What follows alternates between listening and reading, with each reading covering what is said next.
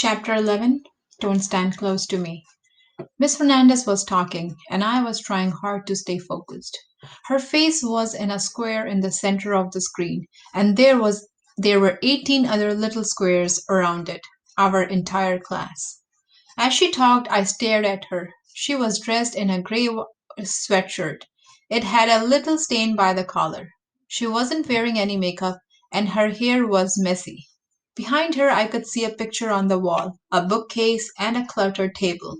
Sometimes her cat jumped up onto her desk and joined the class. He hadn't appeared yet today, and I missed him.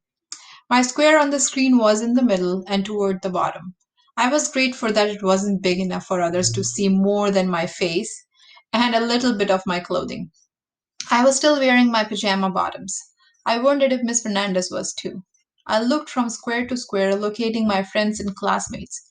Reese was on the left. She had asked a few questions. Isaac was close to the top. He would be there for a while, gone briefly, and then reappear. I pictured him wandering around his house. I pictured him wandering around his house the way he normally wandered around the class. I will be emailing the assignment, Miss Fernandez said. You have until Friday afternoon to send in the completed work. Are there any questions? A number of people electronically raised their hands. I did too. She started addressing them person by person, unmuting each microphone so we could all hear the question. Some students asked things they should have known if they had been listening. Some things didn't change whether we were in class or in a Zoom session. Hello, Quinn, you have a question? Miss Fernandez asked. I had spaced out, so I was thrown and I hesitated before starting. Um, it isn't about this assignment. It's about something new. Please go ahead. I thought it would be nice if we could do something a bit more practical. Go on.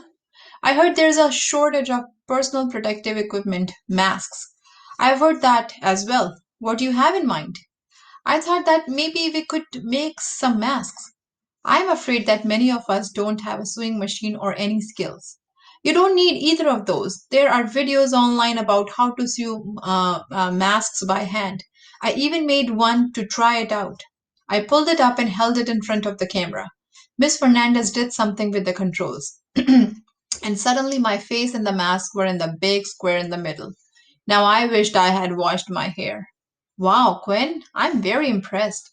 There are patterns you can download and it's explained really well. And what would we do with these masks? Miss Fernandez asked. We could donate them to the staff at Vista Village Lodge. Reese's grandmother lives there. That makes it even more special, Reese. Would you like that? Miss Fernandez asked. I knew Reese was on board because we had already talked about it. I would like that a lot, Reese replied. All in favor of this project?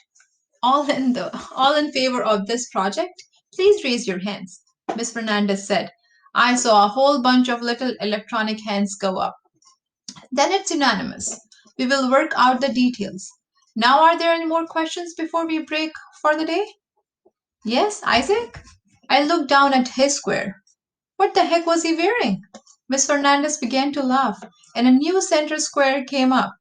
It was somebody, it had to be Isaac, wearing a hockey goalie mask. I was wondering would this work, he asked. Miss Fernandez was laughing louder, and I could see other people giggling and pointing. And if that didn't work, how about this? Isaac asked. He pulled off the goalie mask and replaced it with a Spider Man mask. I was laughing now. I could hear other people chuckling as well. Miss Fernandez must have unmuted everybody's microphones. It felt so good to hear their laughter, to share their joy.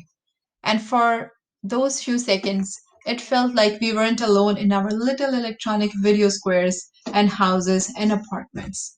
Isaac, I have truly missed you, Miss Fernandez said. I have missed everyone.